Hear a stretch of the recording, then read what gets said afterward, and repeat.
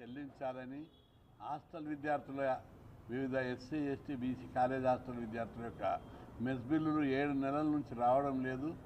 అదేవిధంగా అద్దె హాస్టల్ భవనాల రెంటు 3 సంవత్సరాలుగా చెల్లించకపోవడంతో చాలా చోట్లల్లా హాస్టల్ బిల్డింగ్ను ఖాళీ చేసే పరిస్థితి ఏర్పడ్డదని వెంటనే ప్రభుత్వం చర్యలు తీసుకొని బడ్జెట్ రిలీజ్ చేయాలని చెప్పి ఉప ముఖ్యమంత్రి బట్టి విక్రమార్కతో ఈరోజు చర్చలు జరపడం జరిగింది.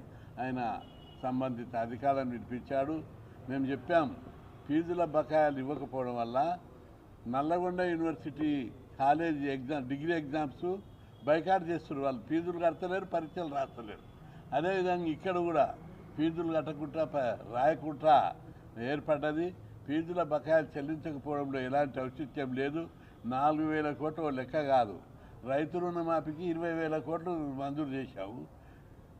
అనేక స్కీములకు కాంట్రాక్టర్లకు ఒక్కొక్కరికి 7,000, 8,000 బిల్లులు ఇచ్చావు.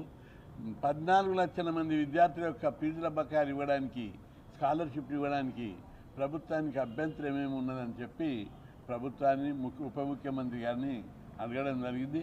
ఆయన వెంటనే అధికారులను స్పందించాడు. హాస్టల్ బకాయిలు, అద్దె బకాయిలు, మెస్ బిల్లుల బకాయిలు 3 రోజుల్లో క్లియర్ చేయమని ఆర్థిక శాఖ కార్యదర్శి రామకృష్ణారావుకు మా ముంగటినే ఆదేశాలు ఇచ్చారు. హాస్టల్ బిల్లుల బకాయిలు, నిత్యావసర సరుకులు సప్లై చేస్తున్నారు. వాళ్ళు 7 నెలల నుంచి ఇవ్వకపోతే ఏ విధంగా సప్లై చేస్తామని ఆపడానికి వాళ్ళు ప్రయత్నం చేస్తున్నారు. అదేవిధంగా అద్దె బకాయిలు 3 సంవత్సరాల నుంచి ఇస్తలేరు. వాళ్ళు కూడా దాన్ని ఆపడానికి ప్రయత్నం చేస్తున్నారు. పరిస్థితి తీవ్రంగా ఉంది. కాబట్టి వెంటనే చర్యలు తీసుకొని దాదాపు 80,000 మంది విద్యార్థులు, 1,00,000 మంది విద్యార్థులు ఇది రోడ్ల పాలయ్యే పరిస్థితి ఏర్పడ్డది. ఒకవైపు పరీక్షలు, ఒకవైపు ఇవన్నీ బకాయిలు ఉండి రోడ్ల మీద వేస్తే ఏ విధంగా చదువు కొనసాగుతుందని చెప్పి ప్రభుత్వాన్ని దృష్టికి తీసుకొచ్చాం. వెంటనే ఉప ముఖ్యమంత్రి గారు స్పందించారు. ఇదే సందర్భం లోపల ప్రభుత్వానికి ఒకటి చెప్పాం, మీరు అన్ని ప్రభుత్వ ఆఫీసులకు బిల్డింగ్లు ఉన్నాయి, కాలేజ్ హాస్టళ్ళకి ఎందుకు బిల్డింగులు లేవని కూడా అడిగాం. ఒక్క బిల్డింగ్ కూడా లేదు. గురుకులాలకు, హాస్టళ్లకు బిల్డింగులు లేకుండా మీరు ఏ విధంగా కొనసాగిస్తారు? అద్దె భవనాలకు అద్దె ఇవ్వరు, కొత్త బిల్డింగ్లు కట్టరు. ఎస్సీ బీసీల పట్ల మీ ఎంత నిర్లక్ష్యం ఉందని అడిగాం. దశల వారీగా బిల్డింగ్లు కట్టాలని చెప్పి వెంటనే ఆదేశాలు ఇచ్చారు. రెండవది, ప్రభుత్వానికి మన హైదరాబాద్ యూనివర్సిటీలో 400 ఎకరాల భూమి తీసుకున్నందుకు సుప్రీంకోర్టు నిన్న రాష్ట్ర ప్రభుత్వానికి వార్తలు పెట్టింది. సుప్రీంకోర్టు తీర్పు ప్రకారం, ఆదేశాల ప్రకారం, అభిప్రాయాల ప్రకారం 400 ఎకరాల భూమిని వెంటనే హైదరాబాద్ యూనివర్సిటీకి అప్పచెప్పాలని ప్రభుత్వాన్ని నేను కోరుతున్నా. మీరు అప్పచెప్పకపోతే ప్రధానమంత్రి దృష్టికి తీసుకొచ్చి పార్లమెంటులో ఆ భూమిని స్వాధీనం చేసుకునే చట్టం చేస్తామని చెప్పి ప్రభుత్వాన్ని హెచ్చరిస్తున్నాం. ఎందుకంటే ఇది చాలా తీవ్రమైన విషయం. వాతావరణం చెట్లు నరికారు, వన్యప్రాణులను, నెమళ్లను, జింకలను మొత్తం చంపేసి దాన్ని గుట్టలను వెకిలించి పర్యావరణానికే భంగం చేసే విధంగా ప్రభుత్వం ప్రవర్తించింది. కాబట్టి ప్రభుత్వం ఇప్పటికైనా గుర్తించి సుప్రీంకోర్టు అభిప్రాయం ప్రకారం వెంటనే హైదరాబాద్కు 400 ఎకరాల భూమిని హైదరాబాద్ యూనివర్సిటీకి అప్పచెప్పాలని చెప్పి ఈ సందర్భంగా ప్రభుత్వాన్ని విజ్ఞప్తి చేస్తున్నా. యూనివర్సిటీ కాంట్రాక్టు అసిస్టెంట్ ప్రొఫెసర్లు దాదాపు 15 రోజుల నుంచి రోడ్ల మీద పడి అన్యాయం ధర్నాలు చేస్తున్నారు. వాళ్ళని పర్మనెంట్ చేయాలనేది న్యాయమైన డిమాండు. వెంటనే ప్రభుత్వం స్పందించి ఆల్ యూనివర్సిటీ కాంట్రాక్టు ఉపాధ్యాయుల యొక్క సర్వీసెస్ను రెగ్యులరైజ్ చేసి వాళ్ళని పర్మనెంట్ చేయాలని చెప్పి ప్రభుత్వాన్ని నేను డిమాండ్ చేస్తున్నాను. బీసీ సంక్షేమ సంఘం జాతీయ అధ్యక్షులు, రాజ్యసభ సభ్యులు ఆర్ కృష్ణ గారి నేతృత్వంలో మన డిప్యూటీ సీఎం మన బట్టి విక్రమార్క గారిని కలవడం జరిగింది.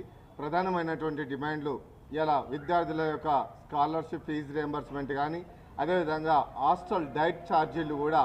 హాస్టల్ డైట్ ఛార్జీలు అయితే దాదాపు 6-7 నెలల నుంచి ఇప్పటికీ ఎగ్జామ్స్ అవుతున్నాయని పిల్లలకు తిండి పెట్టడానికి హాస్టల్ కింద మీద తర్జన భర్జన పడి కృష్ణ దగ్గరికి వచ్చి అల్లో రామచంద్ర అని చెప్పి బాధపడుతున్నారు, ఏడుస్తున్నారు. ఎందుకంటే 7 నెలల నుంచి పిల్లలకు డైట్ ఛార్జీలు రిలీజ్ కాకపోతే ఏ విధంగా హాస్టల్ వార్డన్లు డబ్బులు పెడతారు, భోజనాలు పెడతారు. ఒకవైపు ఎగ్జామ్స్ నడుస్తున్నాయి, ఇంకొక వైపు మరి తీవ్రంగా కష్టపడి చదువుతూనే కానీ పాస్ కాలేనటువంటి పరిస్థితి. ఈ అయోమయంలో ఈ ఫుడ్ సరిగ్గా ఉండకపోతే, డైట్ ఛార్జీలు రిలీజ్ కాకపోతే, రెండవది సొంత భవనాల యొక్క హాస్టల్ భవనాల రెంట్లు రిలీజ్ కాక 2 సంవత్సరాల నుంచి హాస్టల్ ఓనర్లు పిల్లలని ఇబ్బంది పెట్టడం, మీరు ఖాళీ చేయండి నాకు రెంట్లు రావడం లేదు, ఇబ్బందికి వాళ్ళు గురి కావడం, హాస్టల్లో వాటర్ కట్ చేయడము, అదేవిధంగా కరెంటు బిల్లులు కట్ చేయడము, ఎన్ని ఇబ్బందులు పడుతున్నాయంటే ఇవాళ హాస్టల్ విద్యార్థులు మౌలిక సదుపాయాలు లేక, కరెంటు లేక, వాటర్ లేక, రెంట్లు రాక, ఇటు డైట్ ఛార్జీల బిల్లులు రాక సతమతమవుతున్నారు. ఇలా ఆర్ కృష్ణన్న 50 సంవత్సరాలు పోరాడి ఇలా బీసీఎస్ ఎస్టీ హాస్టళ్లను ఇలా నిర్మించి ఇలా ఒక రకంగా చదువుకు దగ్గర చేస్తే ఇలా ప్రభుత్వాల యొక్క వైఫల్యము, డబ్బులు రిలీజ్ కాక చాలా ఇబ్బందులకు గురి చేస్తున్నటువంటి తరుణంలో ఒకటే నేను, ఎందుకంటే విద్యార్థులు నిరుద్యోగులు బలంగా కాంగ్రెస్ ప్రభుత్వాన్ని తన సొంత శక్తులతోని కృష్ణన్న చెప్పినటువంటి ఒక్క మాట మీద ఇలా ప్రభుత్వాన్ని తెచ్చుకున్నాం. ఇలా ప్రభుత్వం, తెలంగాణ రాష్ట్ర ప్రభుత్వంలో నిరుద్యోగులు విద్యార్థులు చదువుకు దూరమయ్యే విధంగా ఉన్నారు. ఇలా క్యాలెండర్ కూడా ఉద్యోగాల భర్తీ విషయంలో క్యాలెండర్ వేస్తా అని చెప్పారు, ఇప్పటివరకు క్యాలెండర్ రూపం దాల్చుకోలేదు. ఇంకా నిరుద్యోగుల టీచర్ పోస్టులు భర్తీ చేయడానికి సిద్ధపడుతున్నారు, టెట్ చేస్తున్నారు, చాలా సంతోషం. కానీ నోటిఫికేషన్లు ఎక్కడ పోతున్నాయి అని చెప్పేసి నేను ప్రశ్నిస్తున్నా. గత ప్రభుత్వంలో వేసిన గ్రూప్ 1, గ్రూప్ 2, గ్రూప్ 3, గ్రూప్ 4 ఉన్న నోటిఫికేషన్లు తప్ప ఇలా కాంగ్రెస్ ప్రభుత్వం తెచ్చుకున్న తర్వాత నోటిఫికేషన్లు ఎక్కడ పోయినాయి? రెగ్యులర్ ప్రతి ఇయర్ క్యాలెండర్ ఎక్కడ పోయిందని చెప్పి రాష్ట్ర ప్రభుత్వాన్ని నేను గుర్తు చేస్తున్నా. ఎందుకంటే రాష్ట్ర ప్రభుత్వం పేదల పెన్నిది. ఇలా ముఖ్యమంత్రి గారు సమర్థుడు, యువకుడు, ప్రజల సమస్యలు తెలిసిన వాడు. కాబట్టి ప్రజల సమస్యలు తెలిసిన వాడే ప్రజలకు దూరంగా ఉంటే ఏ విధంగా ఉంటుంది? ఇలా ఎడ్యుకేషన్ మినిస్టర్ కూడా తన దగ్గరనే ఉంటే ఎడ్యుకేషన్ సమస్యలు చెప్పుకోవడానికి, గోడు చెప్పుకోవడానికి ఎవరికి మేము అడగాలి? ఇలా ముఖ్యమంత్రి గారు కలవరు, ఇలా మంత్రిత్వ శాఖ లేదు, ఇలా ఎవరికి చెప్పుకోవాలన్నా కానీ ప్రిన్సిపల్ సెక్రటరీ కూడా చేతులు ఎత్తేసే ప్రమాదం ఉంది. కాబట్టి వెంటనే మంత్రిత్వ శాఖలలో బీసీలకు 3 వాటా ఇస్తూ, అదేవిధంగా మరి హాస్టల్ యొక్క మౌలిక సదుపాయాలను మెరుగుపరచడానికి హాస్టల్ రెంట్లు, డైట్ ఛార్జీలు ఇవన్నీ కూడా తొందరగానే రిలీజ్ చేస్తే కనుక విద్యార్థులు మరి ముఖ్యమంత్రి గారికి చాలా కృతజ్ఞతలు తెలియజేసే విధంగా మరి విద్యార్థులు ఉంటారు. నోటిఫికేషన్లు కూడా ఇలా తర్జన భర్జన అవుతుంది, నోటిఫికేషన్లు రాక. ఇలా ఇంకోటి ఈ గ్రూప్ 1 వేశారు కానీ దాంట్లో రిజర్వేషన్ల ప్రక్రియ బడ్జెట్ రిలీజ్ చేయాలని చెప్పి రాష్ట్ర ప్రభుత్వానికి గుర్తు చేస్తున్నాం. ఆర్ కృష్ణన్న గారి ఆధ్వర్యంలో డిప్యూటీ సీఎం బట్టి విక్రమార్క గారితో చర్చలు జరపడం జరిగింది. ముఖ్యంగా ఈరోజు ఎగ్జామ్స్ టైము, లక్షలాది మంది విద్యార్థులు ఈరోజు ఎగ్జామ్స్ వాళ్ళ భవిష్యత్తు నిర్ణయించే సమయంలో ఈరోజు మెస్ ఛార్జీలు ఇవ్వకుండా, ఫీజులు స్కాలర్షిప్లు ఇవ్వకుండా, హాస్టల్లో బిల్డింగ్ల రెంట్లు ఇవ్వకపోతే ఈరోజు రోడ్ల మీదకి వస్తారు విద్యార్థులు. ఈరోజు బడుగు బలహీన వర్గాల విద్యార్థులు హాస్టల్లో చదువుతారు. కాబట్టి ఈరోజు తక్షణమే ప్రభుత్వం విడుదలయ్యని చెప్పి అన్నగారు అడగగానే ఉప ముఖ్యమంత్రి గారు ఫైనాన్స్ సెక్రటరీ గారిని పిలిచి రిలీజ్ చేయమని చెప్పడం జరిగింది. ఈరోజు 14 లక్షల మంది విద్యార్థులు ఈరోజు డిగ్రీ ఎగ్జామ్ రాయడానికి సిద్ధంగా ఉన్నారు. కాలేజీ యాజమాన్యాలేమో ఈరోజు వాళ్ళకి బకాయిలు రాక ఈరోజు ఎగ్జామ్స్ కూడా బాయ్కాట్ చేసే పరిస్థితి ఉంది. ఈరోజు ఈ ప్రభుత్వం ప్రజాప్రభుత్వం కాబట్టి ప్రజల చేత ఈరోజు విద్యార్థి నిరుద్యోగులు ప్రజలు ఈరోజు వాళ్ళు వెన్నట ఉండి ఈరోజు గెలిపించారు. కాబట్టి తక్షణమే డిగ్రీ కాలేజీలో ఉన్న, ఇంటర్ కాలేజీలో ఉన్న స్కాలర్షిప్లు తక్షణమే విడుదల అని, ముఖ్యంగా హాస్టల్ మెస్ ఛార్జీలు 7 నెలల నుంచి ఇవ్వలేదు. ఈరోజు మెస్ ఛార్జీలు పెంచారు కానీ బకాయిలు ఇవ్వలేదు. కొన్ని ప్రాంతాల్లో ఈరోజు హాస్టల్ బిల్డింగ్ ఓనర్లు తాళాలు వేస్తారు, రెంట్లు లేవని. ఇట్లాంటి క్లిష్ట పరిస్థితుల్లో ఈరోజు వేస్తే కూడా ఆర్ కృష్ణన్న గారు కమిషనర్ గారితో, సెక్రటరీ గారితో మాట్లాడి ఓనర్లకు నచ్చజెప్పి బాధ్యత చెప్పడం వల్ల ఈరోజు ఇంకా హాస్టల్ నడుస్తూ ఉన్నాయి. తక్షణమే విడుదల ఇవ్వాలి, లేని పక్షంలో ఈరోజు ఇంకా వ్యతిరేకత ఏర్పడుతుందని చెప్పి తెలియజేసుకుంటా ఉన్నాం. తెలంగాణ రాష్ట్ర బీసీ బెంచ్ చైర్మన్, ఈరోజు పెద్దలు జాతీయ బీసీ సంక్షేమ అధ్యక్షులు కృష్ణయ్య గారి నాయకత్వంలో డిప్యూటీ సీఎం బట్టి విక్రమార్క గారు రావడం జరిగింది. బీసీల సమస్యలపైన, బీసీ విద్యార్థుల సమస్యలపైన మాట్లాడడం జరిగింది. ఉప ముఖ్యమంత్రి గారు బట్టి విక్రమార్క గారు స్పందించి వెంటనే కృష్ణయ్య గారు సమస్య పరిష్కరిస్తామని చెప్పడం జరిగింది. ముఖ్యంగా ఈ తెలంగాణ రాష్ట్రంలో బీసీ విద్యార్థుల కోసము ఏదైతే స్కాలర్షిప్లు ఉన్నాయో స్కాలర్షిప్ రిలీజ్ చేయకుండా, స్కాలర్షిప్లు ఇవ్వకుండా, మెస్ ఛార్జీలు ఇవ్వకుండా, హాస్టల్ బిల్డింగ్లో రెంట్స్ ఇవ్వకుండా, అదేవిధంగా డైట్ బిల్స్ రిలీజ్ చేయకుండా అనేక ఇబ్బందులు గురి చేస్తూ ఉన్నారు. అదేవిధంగా పక్కన మేమేమంటున్నాం, సొంత బిల్డింగ్లు కట్టాలి, గురుకుల పాఠశాల సొంత బిల్డింగ్లు కట్టాలి, హాస్టల్ బిల్డింగ్ కట్టాలి, ఒక పక్కన కొట్లాడుతూ ఉంటే బిల్డింగ్లుగా చదువుకునే విద్యార్థులు మెస్ ఛార్జీలు రిలీజ్ చేయకుండా, డైట్ బిల్స్ రిలీజ్ చేయకుండా బిల్డింగ్ రెంట్స్ రిలీజ్ చేయకుండా పక్కన ఇబ్బంది పెడతా ఉన్నారు. ఇప్పటికే తమ్ముడు చెప్పినట్టుగా లక్షలాది మంది విద్యార్థులు డిగ్రీ చదువుకొని ముందుకెళ్తా ఉన్నారు. వాళ్ళ ఫీజు రియంబర్స్మెంట్ ఇవ్వకుండా ఇబ్బంది పెడతా ఉంటే కాలేజ్ యాజమాన్యాలు ఎగ్జామ్ పెట్టాలని పరిస్థితి ఏర్పడింది. కాబట్టి వెంటనే ప్రభుత్వం స్పందించి ఫీజు రియంబర్స్మెంట్ స్కీమ్లు వెంటనే బకాయిలు వెంటనే విడుదల చేయాలి. అదేవిధంగా మెస్ ఛార్జీలు విడుదల చేయాలి, డైట్ బిల్స్ ఇవ్వాలి. బిల్డింగ్ నడిచిన కూడా వెంటనే రిలీజ్ చేయాలని ప్రభుత్వాన్ని డిమాండ్ చేస్తూ ఉన్నాం. ఓ పక్కనేమో 100 ఎకరాల ల్యాండ్ అమ్ముకుంటా ఉన్నది, 100 ఎకరాల ల్యాండ్ అమ్ముకుంటూ ప్రజలను ఇబ్బంది పెడతా ఉన్నారు. ఓ పక్కన ఏమంటున్నాం, చదువుకునే విద్యార్థులకు నూతన బిల్డింగ్లు కట్టాలి, పక్క భవనాలు కట్టాలని కొట్లాడుతూ ఉంటే 100 ఎకరాల భూమిని ప్రభుత్వం అమ్ముకోవడానికి మొదలుపెట్టాయింది.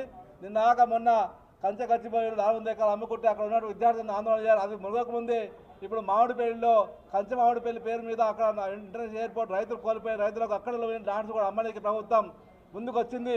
ఓ పక్కన పేద ప్రజలు చదువుకుని బీసీలకు, ఎస్సీలకు, ఎస్టీ విద్యార్థులకు హాస్టల్ బిల్డింగ్లు కావాలి, లేకపోతే పక్క భవనాలు కూడా కొట్లాడుతూ ఉంటే ఈ ప్రభుత్వం ఉన్న భూములు ఎట్లా అమ్ముకోవాలి, ఎట్లా డబ్బులు సంపాదించాలని ప్రయత్నం చేస్తూ ఉంది.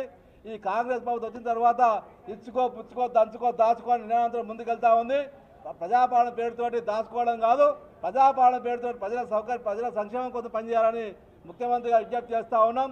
మీరు అనుకుంటున్నారు ఇప్పటికే 16 నెలలు అధికారంలో, ఒక 16 నెలల తర్వాత 16 నెలల్లో ఇప్పటికే ప్రభుత్వ వ్యతిరేకత పెరిగిపోయింది. వ్యతిరేకత ఇంకా పెరిగిపోక ముందే మీ సమస్య పరిష్కారం చేయాలని ప్రభుత్వాన్ని డిమాండ్ చేస్తూ ఉన్నాం. ముఖ్యంగా చదువుకునే విద్యార్థులకు, బీసీ, ఎస్సీ, ఎస్టీ విద్యార్థుల యొక్క సౌకర్యాలు ఉన్నాయో సంక్షేమ పథకాలతో వెంటనే విడుదల చేయాలి. డైట్ బిల్స్, మెస్ ఛార్జీలు, స్కాలర్షిప్లు, ఫీజు రియంబర్స్మెంట్ విడుదల చేయాలి. లేని పక్షంలో తెలంగాణ రాష్ట్రంలో కృష్ణయ్య గారి నాయకత్వంలో అనేక ఉద్యమాలు ముందు వస్తాయి. ముఖ్యమంత్రి గారిని సమావేశ వేదికపై నుంచి హెచ్చరిస్తూ ఉన్నాం. మీరు అనుకుంటారు ఇప్పటిదాకా ఇంకా మా కాలాభ్యాసం ఊరుకునేది లేదు. డిప్యూటీ ముఖ్యమంత్రి గారితో స్పందించారు, కానీ ముఖ్యమంత్రి గారు స్పందించి సమస్య పరిష్కారం చేయాలని ప్రభుత్వాన్ని డిమాండ్ చేస్తూ ఉన్నాం.